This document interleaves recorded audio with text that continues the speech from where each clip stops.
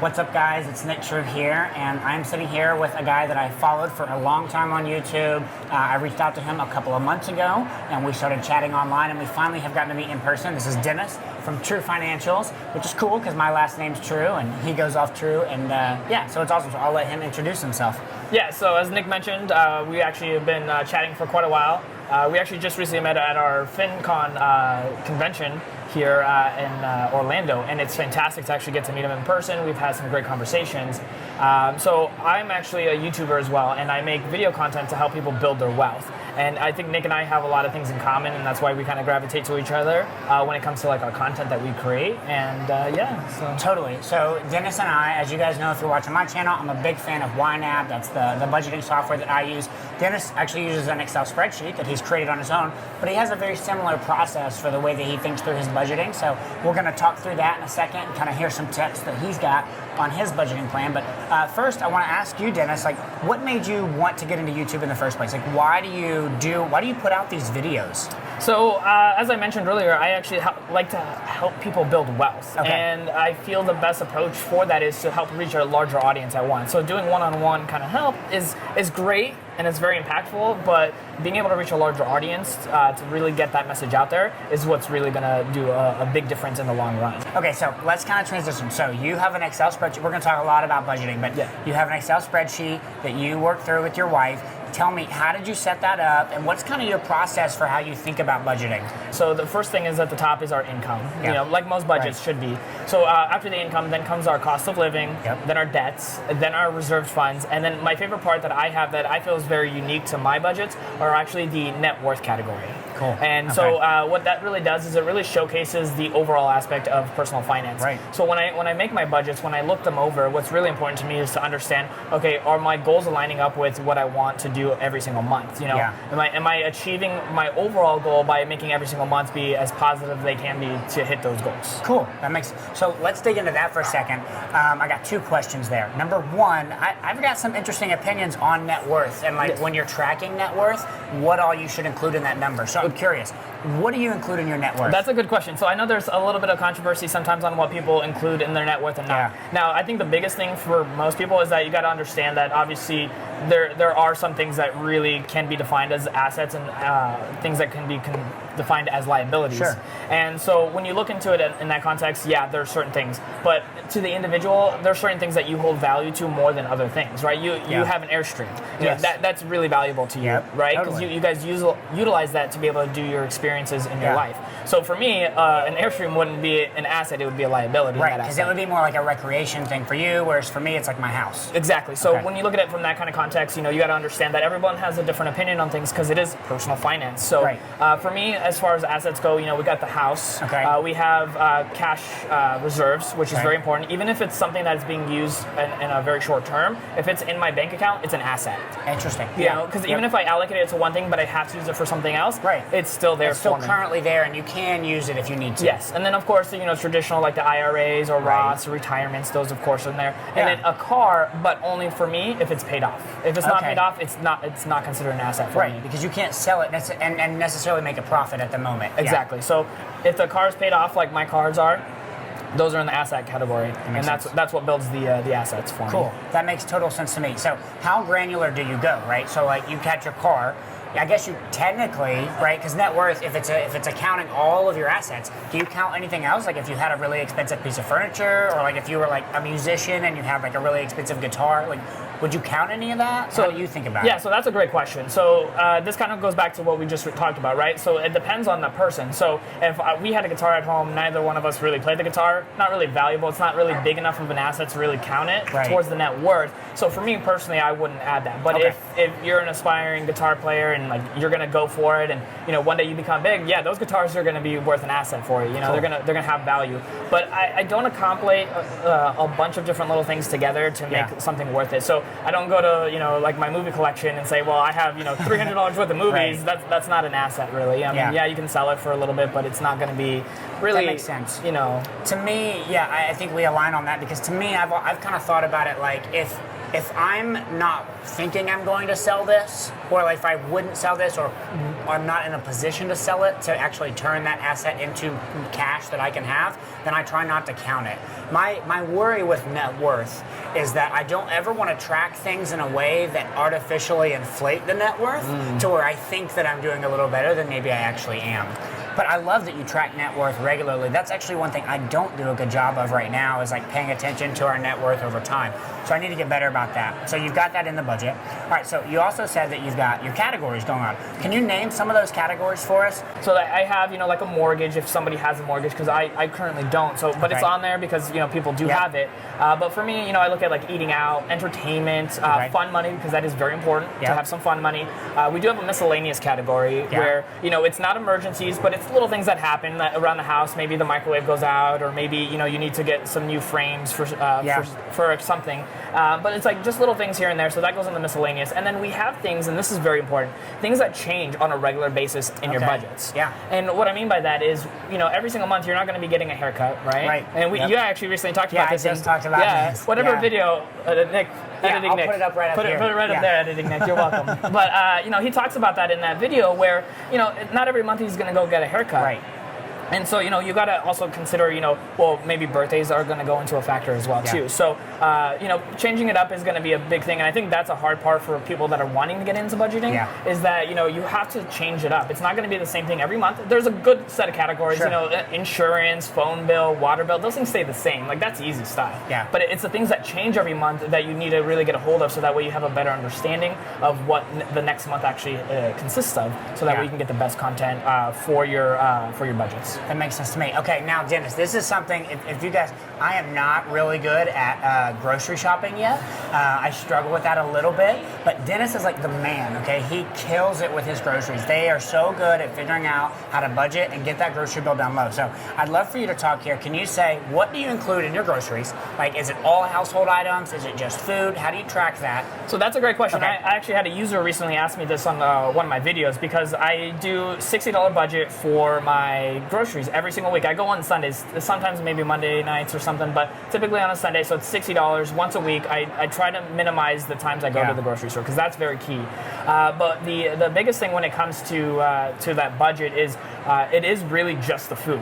When it comes to household products like shampoo, conditioner, those are in our own separate category. Cool. I personally have a health and home category where it's like toothpaste, mouthwash, floss, all those little things that you can get at the grocery store but don't necessarily pertain to it. Yeah. And what I do as a little power tip is that I actually put them in two separate transactions to help it easier for when it comes to easier to categorize it later. Yeah, once you go and really recalculate all your numbers really together. smart. So that way, that's a little power tip there. Yeah. Because I feel like a lot of people put it all together and then don't feel like wanting to break down the receipt. Totally. So keep those things separate in the register. It might give the cashier a little bit of extra work, but it's definitely worth it for your time. Yeah. So that makes sense. Okay, now, so before we move on to the rest of the budgeting stuff, can you give me like one or two pro tips for how to get that grocery budget? Like $60 a week, I would kill to only spend $60 a week on groceries, okay? So you already said one, and that is try to force yourself to only go once a week. Yes. All right, what else? So the other really, really big one, and this one is key,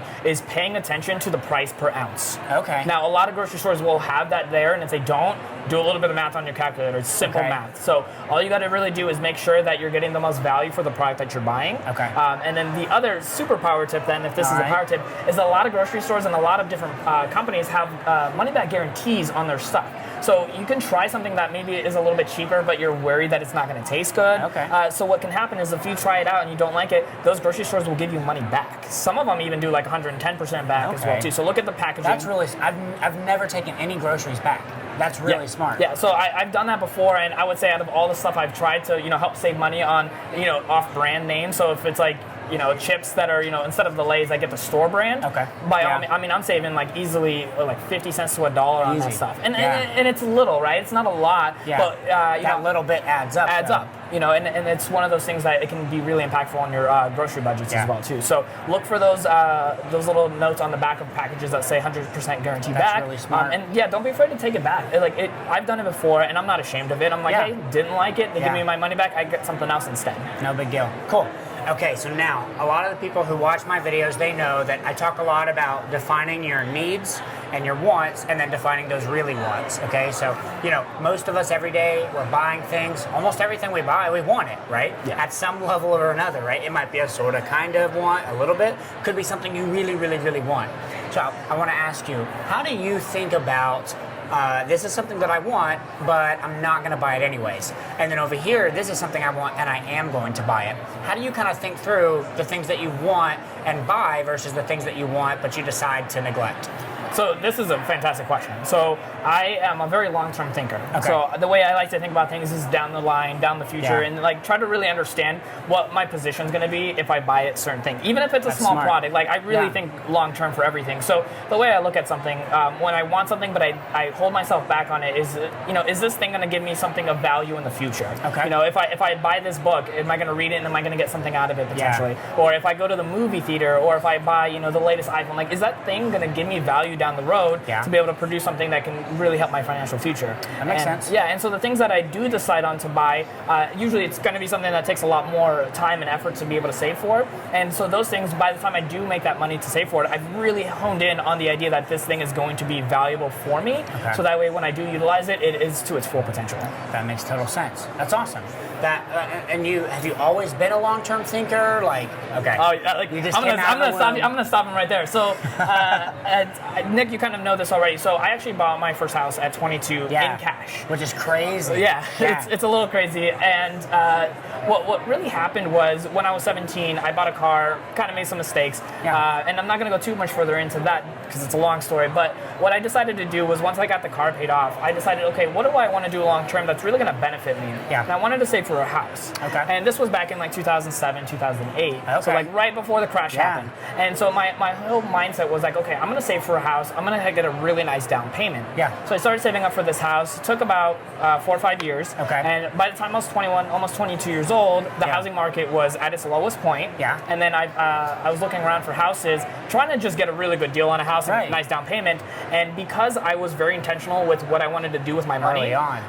I had the most amazing opportunity in my life to be able to buy a house in cash. Wow. And what ended up happening was I got a lot of people that are like, oh, you just got lucky. Well, I believe that the harder you work, the more luck comes to you. Yeah, it's amazing, right? It really is. I think that's a good point. So another friend who's here at this conference, her name's Jillian from Montana Money Adventures. She has a phrase that she says, opportunity typically comes to those people who work hard to put themselves in a position to take a chance and make something of that opportunity when it happens. The thing is that every day opportunities come to all of us. The problem is that most of us haven't done the pre-work to set ourselves up to take advantage of it. If you hadn't been saving for 4 or 5 years, it wouldn't have been possible. Yeah, sure. I mean, that opportunity would have been there. I just couldn't take it then. Right. The only reason I got that house, 100% reason, was because I had that cash. I love it. There were other people that actually were bidding higher on that house too. So it really put it on my mindset. And so every day that I work now, it's always knowing that it's not necessarily to save money for something random. It's to save for an intentional thing that if I work really hard, that I'm either going to get it faster than I expected, or I'm going to get exactly what I was looking for. I love that. That is so much forethought. Now, that brings me to an interesting point. Tell me about your wife. So you have a lot of forethought. You spend a lot of time long-term thinking. How do you guys make decisions together about what you're going to not buy and what you're going to buy and save for? Yeah, so hopefully she doesn't watch this. So she's more of the free spirit. Okay. And it works actually really well. I'm a lot more of a saver. So we balance each other out. It's good to have balance. Yeah, it really is. And what ended up happening was when we first got together, she obviously learned that I really like finances, the idea of saving money. And, I always told her that, I got that house like we were just talking about because of the hard work that I was doing, because of the intentionality. Right. So, we had some goals already as we started dating, as we, started getting engaged and saving up for a wedding. We actually ended up paying for our wedding in cash as well. Awesome. And the reason we were able to do that together was because I kept telling her, like, hey, these are our goals and we're going to do some fantastic stuff if we stick to our budgets, if we really pay attention and be intentional with how we want to spend our money. So we ended up paying cash for that. And then on top of it, I told her, I was like, hey, listen, we want to do more ambitious things because that's what she likes. Yeah. And she wanted to go traveling for a year. Yeah. And I think you might know a little bit about this, but we went traveling for a year. Yeah. And before we were able to do that, I told her, I'm like, hey, we're going to need to save a lot of money. Yep. And at first we thought it was going to take us a couple of years because who can like just leave their jobs and then go traveling? So we just started working really hard, and all of a sudden we started having a little bit more income coming in, surprisingly, right? You work hard. And then all of a sudden, it was less than a year since we planned on wanting to go traveling that we were able to just drop everything and go. That's amazing. Yeah. So it's understanding the goals. And I've actually had people ask me before, like, how do you get your spouse that's not into finance into it? It's giving them the opportunity to express what their real goals are for their future. And, like, you can help achieve those goals with them if you're, understanding to their spending habits and your spending habits. Yeah. It's funny. So before this interview, we haven't even talked about the way I think about it.